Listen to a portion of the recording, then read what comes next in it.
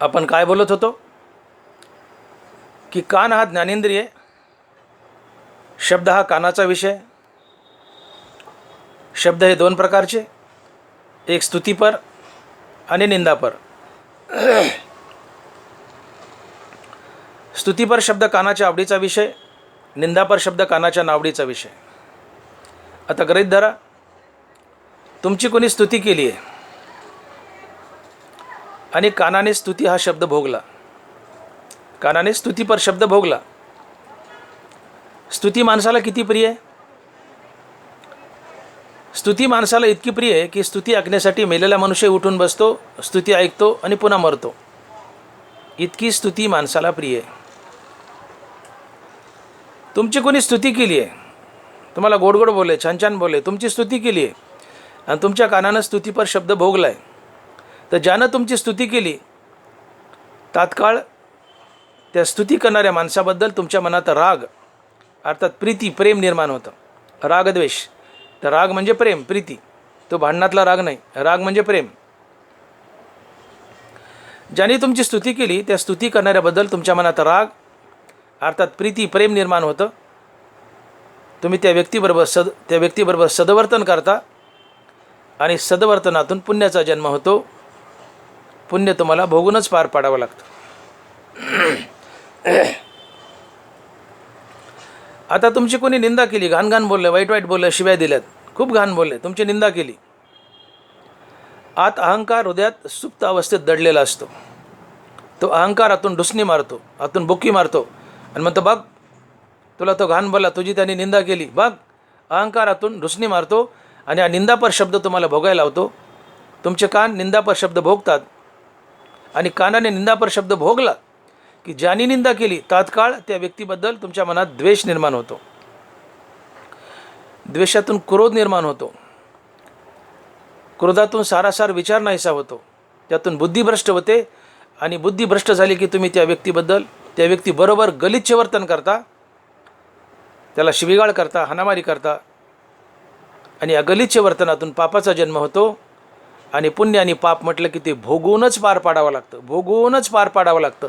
आगा कर्मे जे वरावे तर तीही सुखदुःखी फळावे आणि तया ते भोगावया यावे देहा एका. तुमच्या जीवनात थोडे पाप पुण्य शिल्लक असेल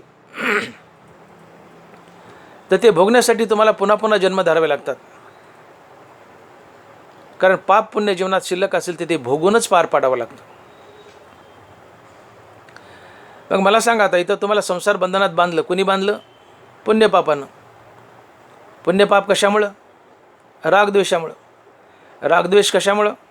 ज्ञानेंद्रियाच्या विषयभोगामुळं. ज्ञानेंद्रियाचे विषयभोग कशामुळं? अहंकारामुळं. सर्वाच्या मुळाशी अहंकार दडला आहे. या अहंकारानं तुम्हाला विषय भोगायला लावलेत. अहंकारामुळं ज्ञानेंद्रियाचे विषयभोग, विषयभोगातून रागद्वेष, रागद्वेषातून पुण्यपाप, पुण्यपापातून संसार बंधन. तुम्हाला संसारात बांधलं कोणी? पुण्य आणि पाप, पुण्य आणि पाप. आणि म्हणून परमार्थ करत असताना आपल्या जीवनात पाप तर येऊच देऊ नका, पण पुण्यही येऊ देऊ नका. आपण केलेलं पुण्य भगवंताला अर्पण करा, जीवन पाप पुण्यरहित करा, तुम्ही मुक्त व्हाल. आणि म्हणून तुकोबारा लिहित आहेत की झुंजार ते एक विष्णुदास जगी, पाप पुण्य अंगी नातळे त्या. पाप पुण्य अंगी नातळे त्या. विष्णुदास झुंजार आहेत. विष्णुदास यमासोबत झुंज देतात, मृत्यूविजय मिळवतात, मुक्त होतात. पण कशा प्रकारे? तर विष्णुदास आपल्या जीवनात पाप पुण्य येऊ देत नाहीत. ते आपलं जीवन पाप पुण्यरहित बनवतात. आणि ज्या दिवशी जीवन पाप पुण्यरहित होतं त्या दिवशी तुम्हाला श्रीगुरु मुक्ती देतो. म्हणून जीवन पाप पुण्यरहित बनवा. पाप पुण्य तुम्हाला पुन्हा पुन्हा संसार बंधनात बांधतं. पाप तर करूच नका, पण केलेलं पुण्य भगवंताला अर्पण करा. जीवन पाप पुण्यरहित बनवा. आणि म्हणून ज्ञानेंद्रियाचे विषय भोगू नका. ज्ञानेंद्रियाच्या विषय भोगातून पाप पुण्याची निर्मिती आणि पाप पुण्यातून संसार बंधन.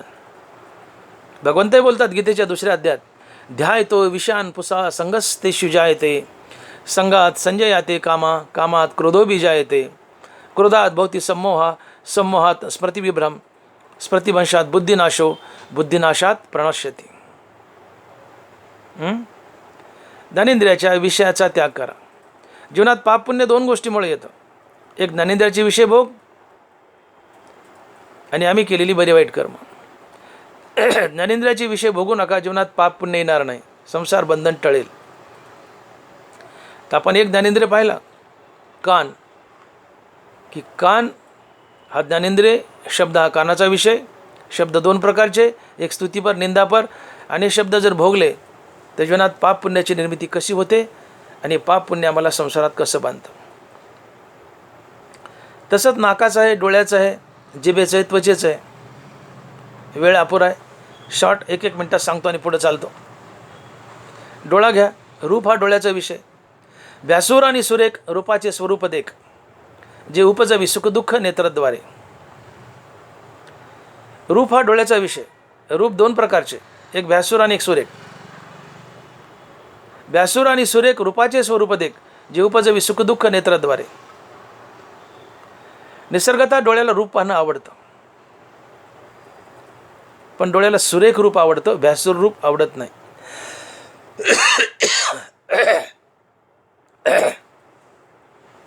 डोळ्याला सुरेख रूप आवडतं, व्यासूर रूप आवडत नाही.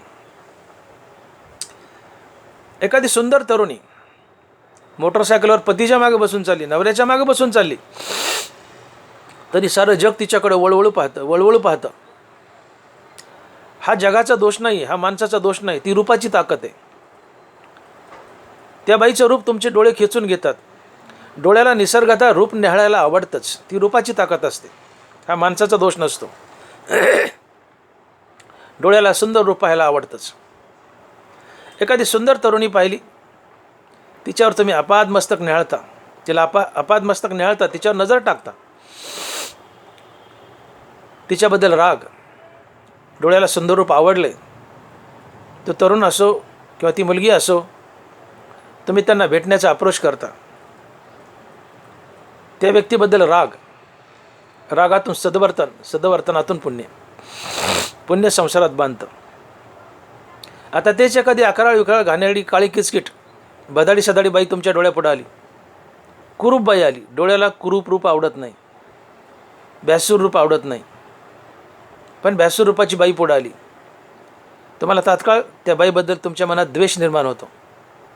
तिला बोलावं असं वाटत नाही. ती बोलली, बळच बोलले तरी तुम्ही तिला टाळता.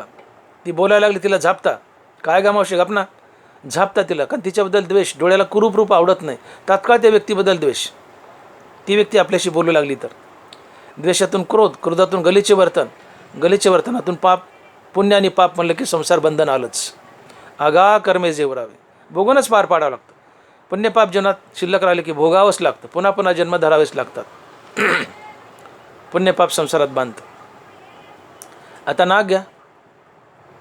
सुगंधू आणि दुर्गंधू हा परिमळाचा भेदू, घ्राणाशी विषादू तोषू देता. गंध हा नाकाचा विषय. गंध दोन प्रकारचा, एक सुगंध आणि दुसरा दुर्गंध. सुगंध नाकाला आवडतो, दुर्गंध नाकाला आवडत नाही. सुगंधू आणि दुर्गंधू हा परिमळाचा भेदू, घ्राणाशी विषादू तोषू देता. ज्ञानोबा आहे. सुगंध नाकाला आवडतो, दुर्गंध नाकाला आवडत नाही.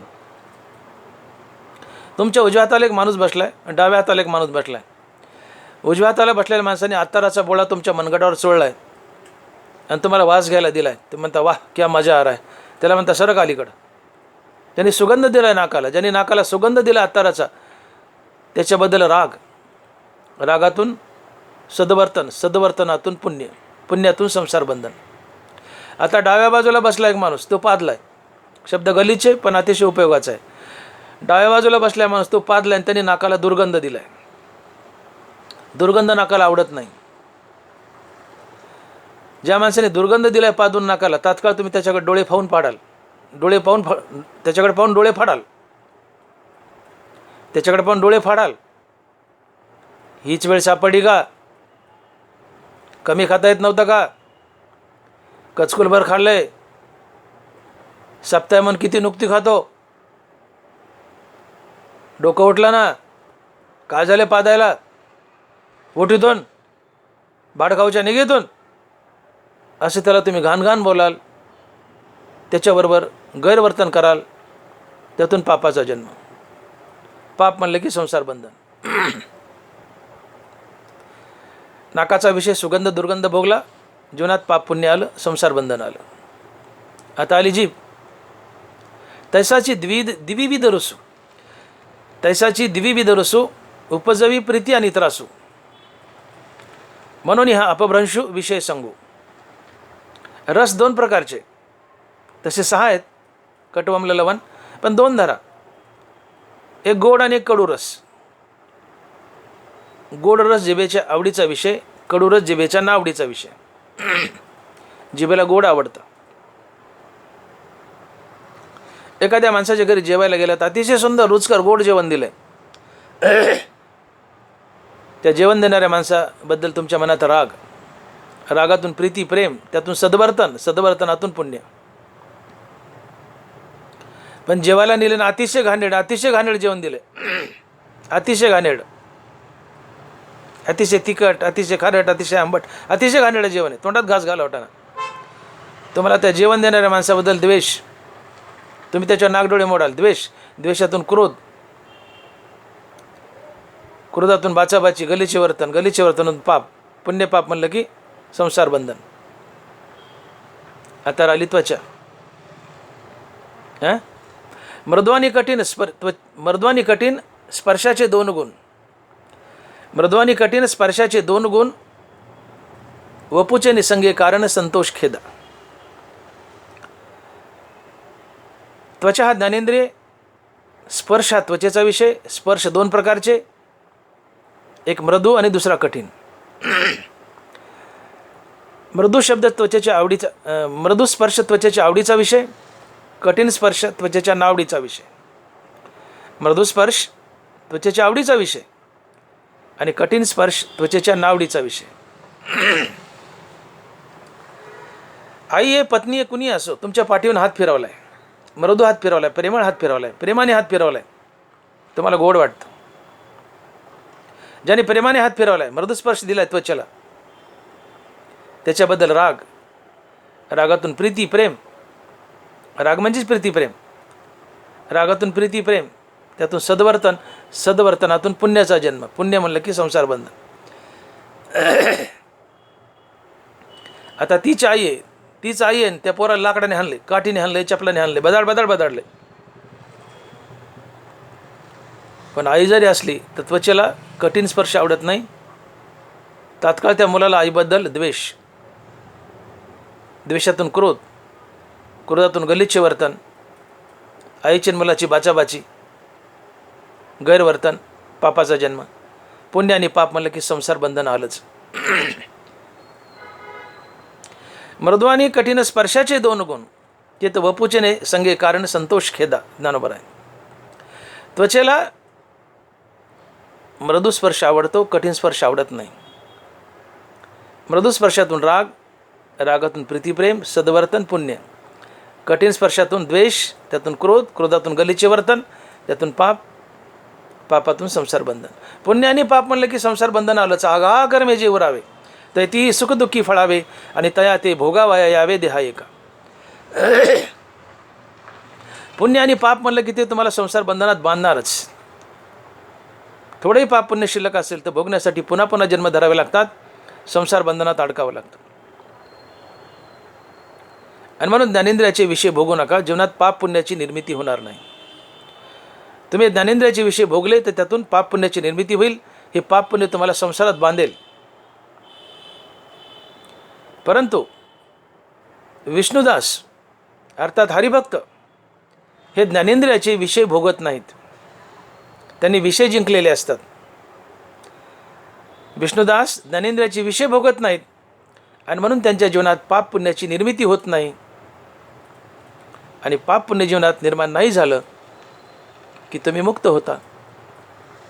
आणि म्हणून विष्णुदास यमासोबतची कुस्ती जिंकतात. ते झुंजार आहेत.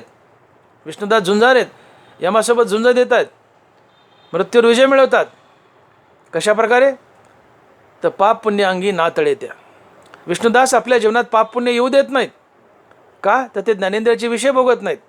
ज्ञानेंद्रियाचे विषय भोगले नाही की जीवनात पाप पुण्य येत नाही. जीवनात पाप पुण्य नाही आलं तर संसार बंधन टळतं, तुम्ही मुक्त होता. तुम्ही यमासोबतची कुस्ती जिंकता, मृत्यूवर विजय मिळवता. म्हणून झुंजार ते एक विष्णुदास जगी, पाप पुण्य अंगी नातळे द्या. ज्ञानेंद्रियाचे विषय भोगू नका, जीवनात पाप पुण्य येणार नाही, मृत्यूवर विजय मिळाल, यमासोबतची कुस्ती जिंकाल. आपण काय बोललो की जीवनात पाप पुण्य दोन गोष्टीमुळे येतं. एक ज्ञानेंद्रियाचे विषय भोगन, दुसरं बऱ्या वाईट कर्मामुळं. तर ज्ञानेंद्रियाचे विषय भोगू नका, जीवनात पाप पुण्य येणार नाही, मृत्यूवर विजय मिळवाल. आता दुसरं कारण पाप पुण्य येण्याचं ते आहेत कर्म. कर्म एकूण 4 प्रकारचे: नित्यनैमित्तिक कर्म, काम्य कर्म आणि निषिद्ध कर्म. नित्यकर्म म्हणजे आपण जी रोज कर्म करतो, आपला व्यवसाय, नोकरी, धंदा, शेती, बाडी, जे काय असेल रोजचं, ज्याला ड्युटी म्हणावं आपली, रोजचं दैनंदिन कर्म, ते नित्यकर्म. आणि नैमित्तिक कर्म, प्रसंगानुसार नित्यकर्मातच जी वाढ होते ते नैमित्तिक कर्म. एखादा पाहुणा घरी आलाय, आपल्या स्वयंपाकात त्याच्या 2 भाकरी वाढवल्या, हे नैमित्तिक कर्म. कुठं तुम्ही देवपूजेला गेले, एखादं देवकार्य केलंय, आहे त्या नित्यकर्मात थोडीशी वाढ, ते नैमित्तिक कर्म. कुठल्याही कारणामुळे नित्यकर्मात होणारी वाढ, ते नैमित्तिक कर्म. काम्यकर्म म्हणजे मला विशेष प्रकारचं पुण्य प्राप्त व्हावं, मी स्वर्गाला जावं, अशा कामनेने प्रेरित होऊन मोठा यज्ञ करणे, शेतीदान करणे, बगीचे लावणे, आडं विहिरी खोदून देणे, तळेच बांधणे, मोठे मोठे यज्ञ करणे, दानधर्म करणे, हे काम्यकर्म. मला पुण्य मिळावं, मी स्वर्गाला जावं, या भावनेने प्रेरित होऊन केलेलं काम्यकर्म असतं. आणि निषिद्ध कर्म म्हणजे या जगात जेवढी काही वाईट, घाणेरडी, गलिच्छ कर्म आहेत, ते निषिद्ध कर्म. कुठलंही वाईट कर्म, कुठलंही वाईट कर्म, ते पीडादायक असो, म्हणजे लांडी लबाडी, भ्रष्टाचार, करप्शन, परद्रव्य पडणारीचा अभिलाष, हाणणं मारणं, खुणं, डाके, चोऱ्या, अतिशय घाणेरडी, कुठलेही घाणेरडं वाईट कर्म हे निषिद्ध कर्म आहे. निषिद्ध कर्मातून पाप जन्माला येतं, काम्यकर्मातून पुण्य जन्माला येतं, नित्यनैमित्तिक कर्मातून हे पुण्य जन्माला येतं. मग नित्यनैमित्तिक कर्म करा, पण त्यातून उत्पन्न होणारं पुण्य भगवंताला अर्पण करा. काम्यकर्म करूच नका, तुमच्याकडे पुण्य येणार नाही. आणि निषिद्ध कर्म करू नका, तुमच्याकडे पाप येणार नाही. झालं जीवन पाप पुण्य रहित. निषिद्ध कर्मातून पाप जन्म घेतं. निषिद्ध कर्म करूच नका, तुमच्याकडे पाप येणार नाही. काम्यकर्मही करू नका, तुमच्याकडे पुण्य येणार नाही. नित्यनैमित्तिक कर्म आवर्जून करा, पण त्यातून उत्पन्न होणारं पुण्य भगवंताला अर्पण करा. चित्त दिजे नित्यनैमित्तिका, परी फळा कीजे असे का वाताचे वाणी. नित्यनैमित्तिक कर्मातूनही पुण्याचा जन्म होतो, पण ते पुण्य भगवंताला अर्पण करा. अर्थात आपली प्रत्येक क्रिया ईश्वरार्पण बुद्धीनं करा, ते कर्म आपोआप देवाला जाईल. कळालं? निषिद्ध कर्म करू नका, पाप तुमच्याकडे येणार नाही. काम्यकर्म करू नका, पुण्य तुमच्याकडे येणार नाही. नित्यनैमित्तिक कर्म आवर्जून करा. या नित्यनैमित्तिक कर्मातून निर्माण होणारं पुण्य भगवंताला अर्पण करा. तुमच्या पदरी आता पापही नाही, पुण्य नाही, जीवन पाप पुण्यरहित झालं. आणि अशी पाप पुण्यरहित अवस्था जीवनात येणं, याला ज्ञानोबा राय म्हणतात की ऐसी कर्मसाम्य दशा ते तर होई विदेशा, मग श्रीगुरु अपेसा भेटेची गा. तुमच्या जीवनात पाप पुण्य 0 झालं म्हणजे कर्मसाम्य दशा आली. पापही नाही, पुण्य नाही, जीवनात पाप पुण्य अजिबात नाही. पाप शून्य, पुण्य शून्य. पाप शून्य, पुण्य शून्य. तुमच्या जीवनात पाप पुण्य शिल्लक नाही. आता श्रीगुरु तुम्हाला शोधत येतो, आत्मज्ञान तुम्हाला शोधत येतं, वैराग्य तुम्हाला शोधत येतं, आणि या सगळ्या गोष्टी तुम्हाला मुक्त करत आहेत. ज्ञानोबा राय साक्ष देत आहेत. ऐशी कर्मसाम्य दशा होय ते विरेशा मग श्रीगुरु अपेसा भेटेची गा. श्रीगुरु भेटला का येऊनी फळाचा गडू पारुशवी किडीची वाडू श्रीगुरु भेटोनी करी पाडू बुभुत्सू जैसा. श्रीगुरु भेटोनी करी पाडू बुभुत्सू जैसा. जीवनात पुण्य नाही पाप नाही, ही कर्मसामादेश आहे. पाप नाही पुण्य नाही जीवनात, श्रीगुरु स्वतःहून तुम्हाला शोधत येतो. ऐशी कर्मसाम्य दशा होय ते विरेशा मग श्रीगुरु अपेसा भेटेची का. श्रीगुरु आपाप तुम्हाला शोधत येतो. अहम ब्रह्मास्मी या महावाक्याचं श्रवण करतो तुम्हाला मुक्ती देतो, जन्ममनाच्या फेऱ्यातून बाहेर काढतो. जिंकली जन्ममनाची लढाई, यमाला हरवलं. हां आलं लक्षात. झुंजार ते एक विष्णुदास जगी पाप पुण्य अंगी नातळे ते. जीवनात पाप पुण्य शिल्लक नाही आहे, तुम्ही यमाला हरवता. जीवनात पाप पुण्य शिल्लक असेल तर पुढचा जन्म आहे, पाप पुण्य शिल्लक नाही तर पुढचा जन्मच काय. ज्या दिवशी जीवन पाप पुण्यरहित होतं श्रीगुरु शोधत येतो. अहम ब्रह्मास्मी या महावाक्याचं श्रवण करून तुम्हाला मुक्ती देतो. माझ्या विठोबाचा कैसा प्रेमभाव आपणाचे देव होय गुरु. तुम्ही सदशिष्य बना, सद्गुरू आपाप शोधत येतो. तुम्हाला सद्गुरू शोधायची गरज नाही, तुम्ही सदशिष्य बना. आणि सदशिष्य तो असतो की ज्याचं जीवन पाप पुण्यरहित झाले. जीवनात नगबरे पुण्य नाही, नगबरे पाप नाही. तुमचा पुढचा जन्ममनाचा प्रवास थांबतो, तुम्ही मुक्त होता. आणि म्हणून जीवन पाप पुण्यरहित होण्यासाठी आयुष्यभर केलेली रामनामाची साधना म्हणजेच परमार्थ. जीवन पाप पुण्यरहित करा, तुम्हाला श्रीगुरु शोधत येतो, तुम्हाला आत्मज्ञान शोधत येतं. ज्ञानबारा लिहित आहेत मग सस्य फळपाकात निमालिया कर्मजात आत्मज्ञान गिवंसित अपेसे. आलं आत्मज्ञान. हां ऐशी कर्मसाम्य दशा होय ते विरेशा मग श्रीगुरु अपेसा भेटेची का. आला श्रीगुरु. वैराग्य शोधत येतं.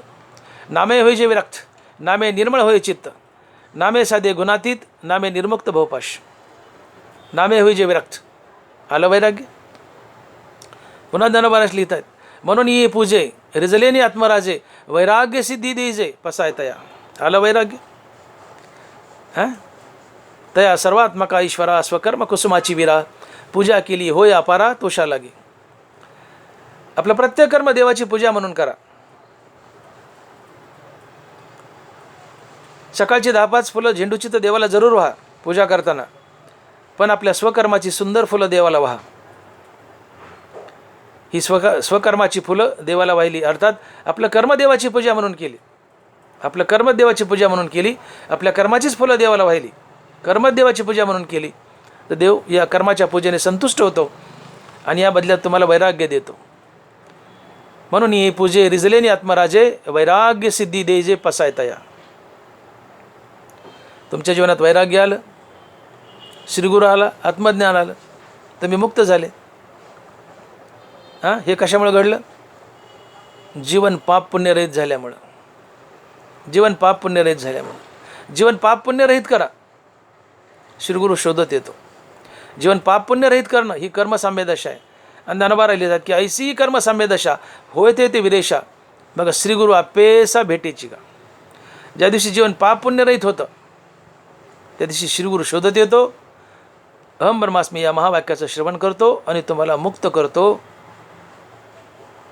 आणि तुम्ही मुक्त होणं म्हणजेच यमासोबतची कुस्ती जिंकणं. का जिंकली तर जीवन पाप पुण्यरहित झाले. हां अर्थात पाप पुण्य तुमच्या अंगाला येऊन चिटकलं नाही. म्हणून तुकोबाराय म्हणतात की पाप पुण्य अंगी नातळे त्या. झुंजार ते एक विष्णुदास जगी पाप पुण्य अंगी नातळे त्या. तुमचं जीवन पाप पुण्यरहित झाले. मागचं संचित आहे ते या जन्मात प्रारब्ध बनून आले, ते भोगून संपवले. ज्ञानोबा लिहित आहेत दरवनी वेचे सरे भोगे ते प्राचीन पुरे नवे तव नव उपकरे काहीची करू. घरात साठवलेलं रांजणातलं पाणी वापरून संपतं, तसं संचित प्रारब्ध होऊन आलं, हे प्रारब्ध भोगून संपवलं. हां संचित संपलं, प्रारब्ध संपलं का ते भोगून संपवलं. क्रियमान हातून घडतच नाही,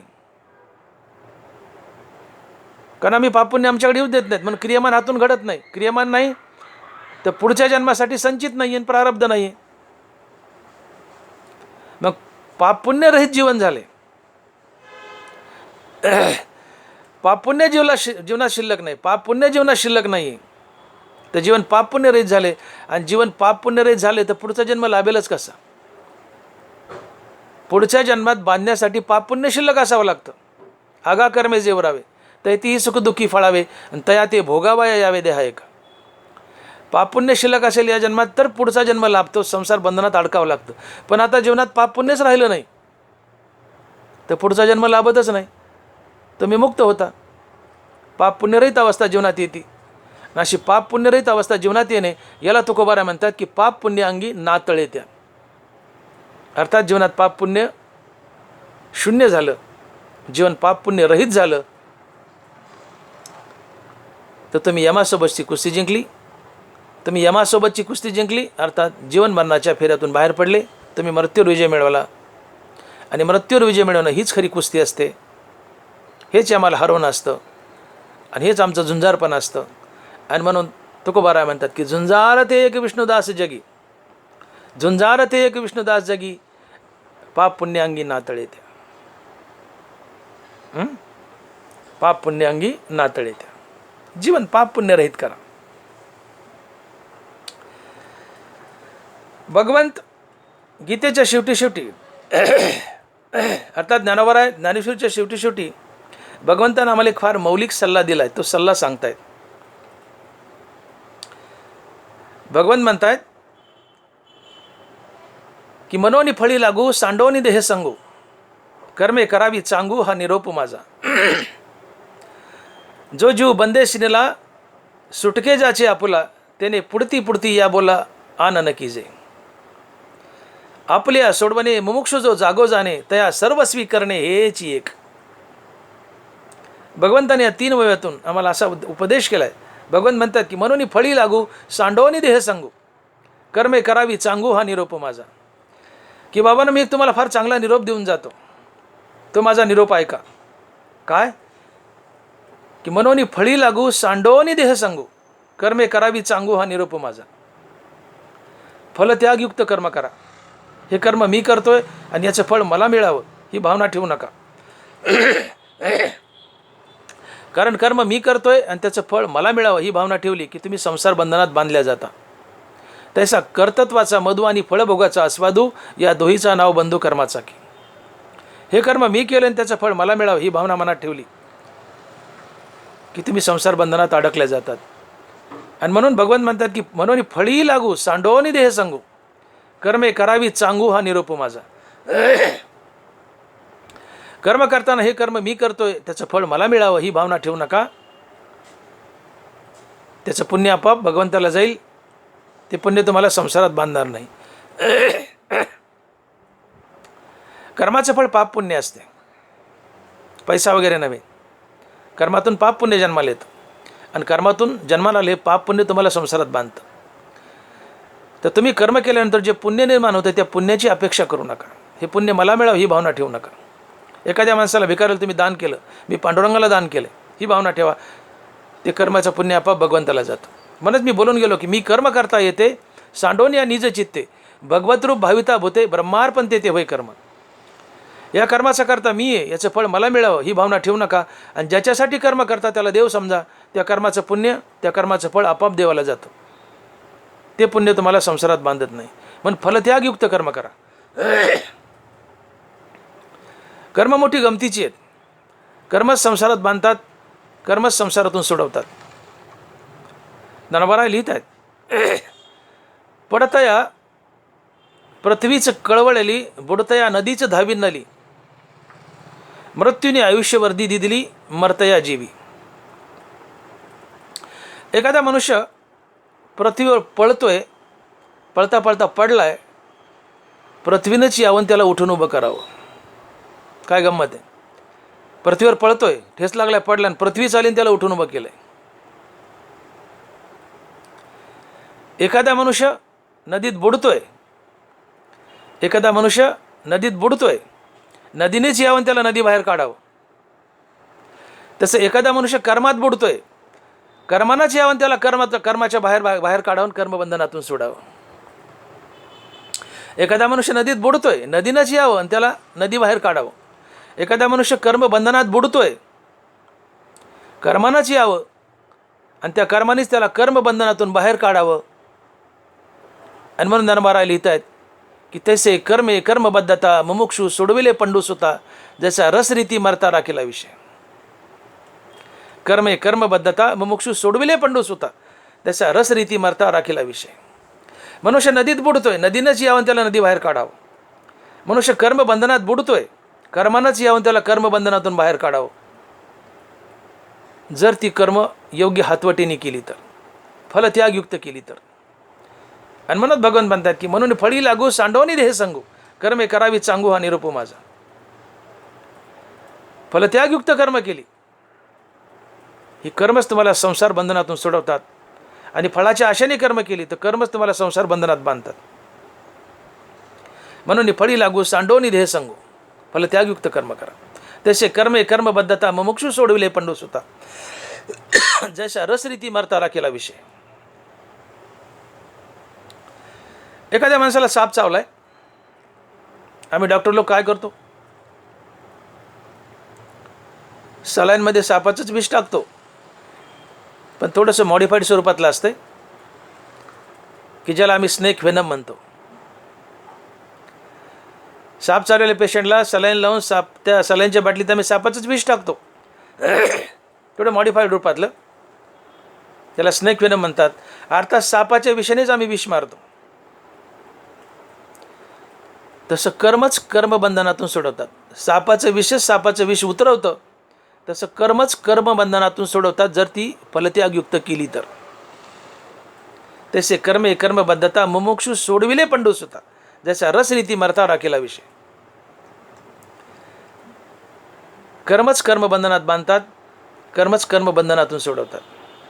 अर्थात कर्मच संसारात बांधतात, कर्मच संसार बंधनातून सोडवतात. एक जावई होता, एकदा सासरवाडीला गेला. उन्हाळ्याचे दिवस, आंब्याची रेलचेल. आता जावईच तो लाडका असतो. सकाळी आमरस, दुपारी आमरस, संध्याकाळी आमरस, आणि त्यात वाटी वाटी तूप.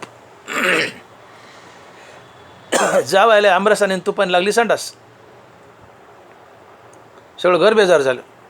जावायला संडास लागली, परेशान. जावायला कशाने संडास लागली? आमरस आणि त्यात वाटी वाटी तूप. आमरसापेक्षा तुपाने संडास लागली. जुना काळ, सासरा जावई एका वैद्य हकीमाकडे गेले. तेव्हा डॉक्टर नव्हते आमच्यासारखे MSMD. वैद्य हकीमाकडे गेले, म्हणले वैद्यसाहेब जावयाला संडास लागली, बसा म्हणले. नाडी तपासणी केली, ठीक आहे म्हणले. काही पुड्या बांधल्या दिल्या आणि म्हणले जा, एक एक पुडी सकाळ दुपार संध्याकाळ तुपात खालून घ्या, खा म्हणले, संडास राहून जाईल. जावया म्हणतो मेलो आता. वैद्य म्हणतो का हो? म्हणले वैद्यसाहेब तुपाने तर संडास लागली, तुम्ही पुन्हा तुपच खायचं सांगायले का? वैद्य म्हणतो संडास नीट करायचे असेल तर पुढ्या तुपातच खावं लागतील, अन्यथा राहणार नाही. सत्य पुढं शहाणपणा चालत नाही. जावाय घरी आला, तुपात त्या पुढ्या खलून खाल्ल्या, संडास राहिली की राहिली संडास. संडास लागली कशाने? तुपानी. राहिली कशाने? तुपानी. संडास लागली कशाने? तुपानी. राहिली कशाने? तुपानी. संसारात बांधलं कोणी? कर्मानी. सोडवलं कोणी? कर्मानी. तैसे कर्मे कर्मबद्धता मुमुक्षु सोडविले पंडूसुता, जैसा रसरीती मरता राखीला विषय. कर्मच कर्मबंधनात बांधतात, कर्मच संसारात बांधतात, कर्मच संसार बंधनातून सोडवतात, योग्य हातवटीने केली तर. याचं फळ मला मिळावं, या कर्माचं फळ मला मिळावं या भावनेने केलं तर कर्मच संसार बंधनात बांधतात. आणि कर्म फलत्यागयुक्त केली तर कर्मच संसार बंधनातून सोडवतात. म्हणून पार्था नेनसी कौतिक, हे कर्माची मोचक अपेक्षे असे. ज्ञानोबा आहे या कर्माचं कौतुक पहा म्हणले. कर्माची मोचक अपेक्षे असे. मोचक म्हणजे सोडवणे. कर्मच बांधतात, कर्मच सोडवतात. फळाची आशा धरून कर्म केले, बांधतात. फळाची आशा न करता कर्म केले, कर्मच सोडवतात. आणि म्हणून मनुष्य रस्त्यानं पडलाय, पृथ्वीने यावं उठून उभं करावं. मनुष्य नदीत बुडतोय, नदीने यावं तुम्हाला नदी बाहेर काढावं. मनुष्य कर्मबंधनात बुडतोय, कर्मानेच यावं तुम्हाला कर्मबंधनातून बाहेर काढावं, जर ती कर्म योग्य हातवटीने केली तर. तसे कर्मे कर्मबद्धता मुमुक्षु सोडविले पंडुसुता, जैसा रसरीती मरता राखीला विषय. अर्थात कर्मसंसार बंधनात बांधतात, कर्मसंसार बंधनातून सोडवतात. आणि म्हणून या कर्माचं फळ मला मिळावं, या कर्माचा करता मी आहे अशी भावना ठेवली. कर्म तुम्हाला संसार बंधनात बांधतात. पाप पुण्य जन्माला येतं कर्मातून, हे पाप पुण्य तुम्हाला संसारात बांधतं. आणि म्हणून अशा योग्य हातवटीने कर्म करा की निषिद्ध कर्म करूच नका, पाप तुमच्याकडे येणार नाही. काम्य कर्म करूच नका, पुण्य तुमच्याकडे येणार नाही. नित्यनैमित्तिक कर्म आवर्जून करा, पण त्याचं पुण्य भगवंताला अर्पण करा. जीवन पाप पुण्यरहित होतं. आणि ज्या दिवशी पाप पुण्यरहित जीवन होतं त्या दिवशी श्रीगुरु शोधत येतो, अहम ब्रह्मास्मी या महावाक्याचं श्रवण करतो आणि तुम्हाला मुक्त करतो. आणि म्हणून जीवनात पाप पुण्य दोन गोष्टीमुळे येतं. एक ज्ञानेंद्रियाचा विषयभोग आणि दुसरं बऱ्या वाईट कर्मामुळं. तर ज्ञानेंद्रियाचे विषयभोग टाळा आणि मी सांगितल्याप्रमाणे योग्य हातोटीने कर्म करा. अर्थात निषिद्ध कर्म करू नका, काम्य कर्म करू नका, नित्यनैमित्तिक कर्म करा, त्याचं पुण्य भगवंताला अर्पण करा. आणि सोबत ज्ञानेंद्रियाचे विषय टाळा. जीवनात पाप पुण्य येणार नाही, जीवन पाप पुण्य रहित होईल. आणि जीवन पाप पुण्य रहित झालं रे झालं की श्रीगुरु शोधत येतो, तुम्हाला अहम ब्रह्मास्मी या महावाक्याचं श्रवण करून मुक्ती देतो. आणि तुम्ही मुक्त होणं म्हणजे जन्ममृत्यूच्या फेऱ्यातून बाहेर पडणं, म्हणजेच यमासोबतची कुस्ती जिंकणं, म्हणजेच यमासोबतची लढाई, म्हणजेच यमासोबतचं झुंज आहे. आणि म्हणून तुकोबाराय म्हणतात की झुंजार ते एक विष्णुदास जगी, झुंजार ते एक विष्णुदास जगी, पाप पुण्य अंगी नातळे. त्या विष्णुदास झुंजार आहेत. ते झुंज देतात कोणासोबत? यमासोबत. आणि मृत्यूवर विजय मिळवतात. तर कशा प्रकारे? ते विष्णुदास आपल्या जीवनात पाप पुण्य येऊ देत नाहीत, पाप करतच नाहीत. केलेलं पुण्य भगवंताला अर्पण करतात, आपलं जीवन पाप पुण्य रहित करतात. आणि जीवनात पाप पुण्य आलं नाही, जीवन पाप पुण्य रहित झालं की श्रीगुरु शोधत येतो, तुम्हाला मुक्त करतो. आणि मुक्ती म्हणजे यमासोबतची लढाई जिंकणं होय. आणि म्हणून विष्णुदास अर्थात हरिभक्त हे झुंजार आहेत. यमासोबत झुंज देतात, यमाला हरवतात, अर्थात मृत्यूवर विजय मिळवतात. कशा प्रकारे? तर आपल्या जीवनात पाप पुण्य येऊ देत नाहीत. आणि म्हणून तुकोबाराय म्हणतात की झुंजार ते एक विष्णुदास जगी, पाप पुण्य अंगी नातळे. त्या आणि हे सगळं या विष्णुदासाच्या जीवनात का घडतं? तर या विष्णुदासाच्या जीवनामध्ये बसता उठता प्रत्येक क्षणाला बसल्या जागेवर झोपल्या जागेवर त्यांच्या तोंडात गोविंदाचं नाव असतं. हे अभंगाच्या दुसऱ्या चरणात. आणि महाराज लिहितात की गोविंद असनी गोविंद शयनी, गोविंद त्या मनी बैसलासी. हे विष्णुदास सारखं बसल्या जागेवर झोपल्या जागेवर गोविंदाचं नाम अर्थात रामकृष्ण नामाचा जाप करतात. आणि या रामकृष्ण नामाचा जाप केल्यामुळं कोणते कर्म करताना आपण जर ते कर्म करताना भगवंताचं नाम मनातल्या मनात घेतलं तर ते कर्माचं पुण्य भगवंताला अर्पण होतं. तुम्ही कोणतेही कर्म करताना मुखामध्ये भगवंताचं नाम आहे तर त्या कर्माचं पुण्य भगवंताला जातं.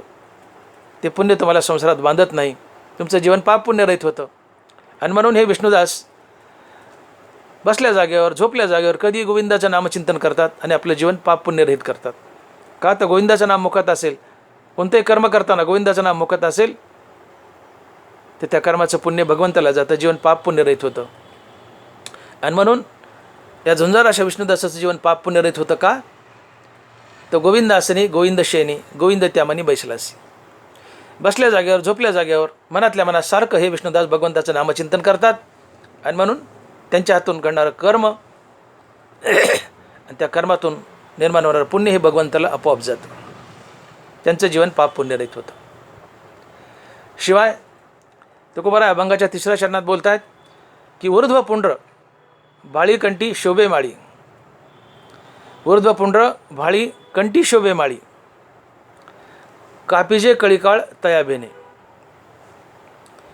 हे विष्णुदास आपल्या कपाळाला ऊर्ध्व पुंड्र, याचा अर्थ आपण जे कपाळावर इंग्रजी यू टाईप भगवान विष्णूचा गंध लावतो त्याला ऊर्ध्व पुंड्र म्हणतात. हे आम्हाला ऊर्ध्व गतीला म्हणजे सद्गतीला घेऊन जातो हा गंध, म्हणून त्याला ऊर्ध्व पुंड्र म्हटलं आहे. हे विष्णुदास आपल्या कपाळावर भगवान विष्णूचा गंध लावतात यू आकाराचा, ज्याला आपण ऊर्ध्व पुंड्र म्हणतो. आणि गळ्यात तुळशीची माळ घालतात. आणि ही कपाळावरचं ऊर्ध्वपुंड्र पाहून आणि गळ्यातली तुळशीची माळ पाहून यम या विष्णुदासाला थरथर थरथर कापतो.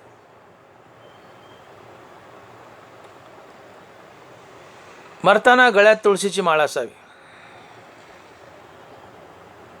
एक गोष्ट लक्षात घ्या, मरताना गळ्यात तुळशीची माळ असावी. का? तुकोबराय बोलतायत, जयाचे गळ्यात तुळशीचे माळा यमपद कमळा वंदित्याच्या.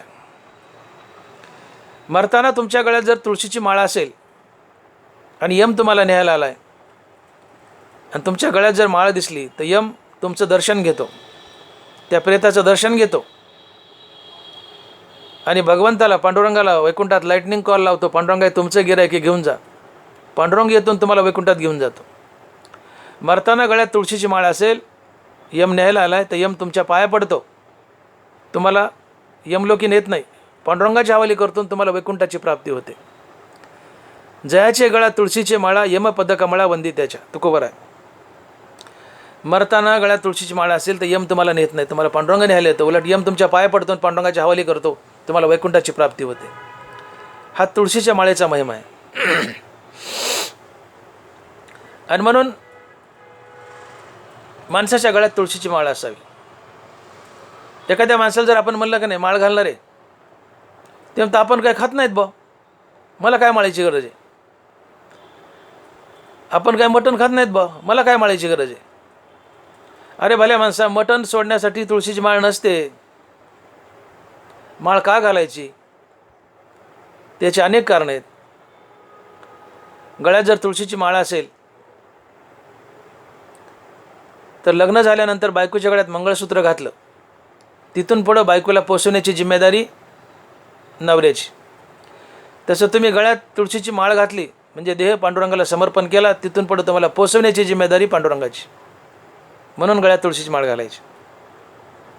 दुसरं कारण, तुळशीची माळ हा पांडुरंगाचा सर्वात आवडता दागिना आहे, म्हणून गळ्यात तुळशीची माळ घालायची.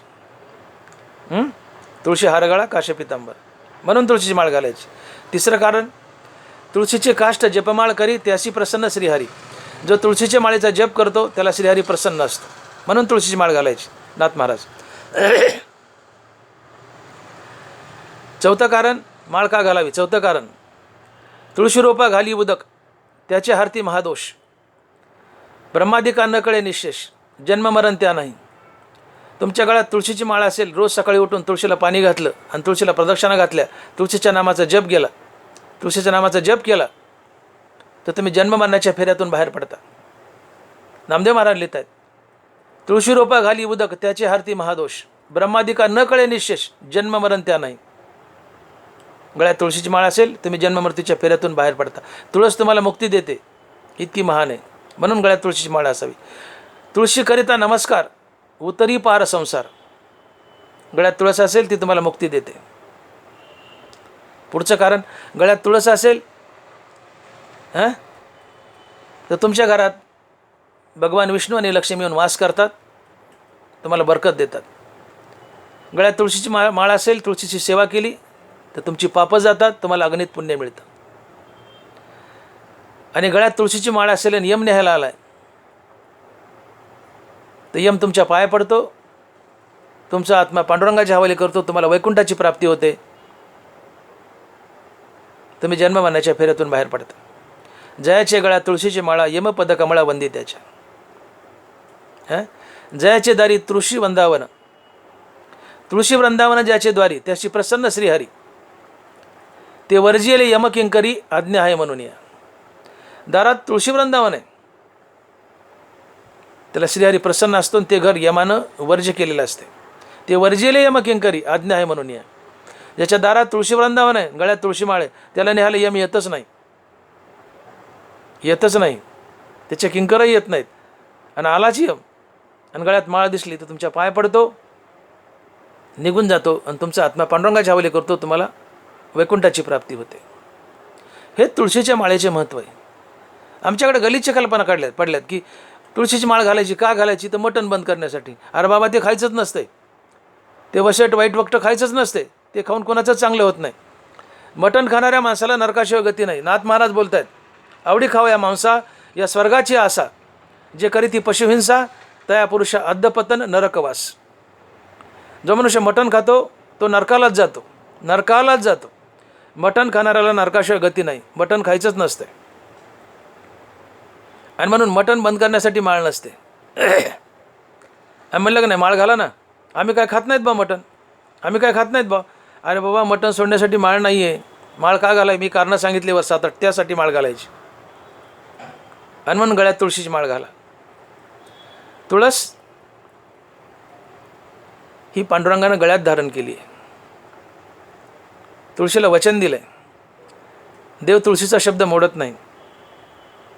तो जालंधर राक्षस आणि त्याची बायको ती वृंदा, तो जालंधर हाराना गेला. मग भगवान विष्णूंनी जालंधरचं रूप धरलं. ती वृंदा पतिव्रता होती, नवरा युद्ध जिंकून आला आहे म्हणून या वृंदाने नवरा समजून भगवान विष्णूला आलिंगन दिलं, तिचं पातिव्रत्य मोडलं. नंतर भगवान विष्णू ओरिजिनल रूपात आले, मूळ रूपात आले. पाहता येतं देव आहेत. देवावरती कोपली, म्हणजे देवा तुम्हाला फसवलंस, माझं पातिव्रत्य भंग केले, तुला तुला याची शिक्षा भोगावी लागेल. त्यांनी तात्काळ जीवन संपून टाकलं. देवानं तिला वचन दिलं की जिथं तुला जाळतील तिथं एक तुळशीचं रोपटं उगवेल आणि ते रोपटं किंवा त्याचे मणी मी माझ्या कंठात धारण करेल. ती प्रसन्न झाली, तिने जीव दिला. जिथं जाळलं तिथं तिथून एक तुळस आली. देवाने ती तुळस अर्थात ती वृंदा, ती तुळस गळ्यात धारण केली. म्हणून ती वृंदा, ती तुळस देवाची प्रिय आहे. ती देवाच्या कंठात आहे, ती देवाच्या कानाजवळ आहे. आणि ती देवाला हळूच सांगते, देवाच्या कानात हळूच सांगते. देवाकडे वशिला लावते, आमचा देवा, या माझ्या भक्ताच्या गळ्यात तुळशीची माळ आहे. देवा देवा आमच्या गळ्यात तुळशीची माळ आहे, म्हणजे आमच्या कंठात आहे, आमच्या कानाजवळ आहे. हां, मग ती देवाच्या हळूच कानात सांगते, देवा हे माझं भक्त आहे, याला द्या ना मुक्ती, द्या ना मुक्ती. देवाच्या गळ्यात माळ आहे, आमच्या गळ्यात माळ आहे.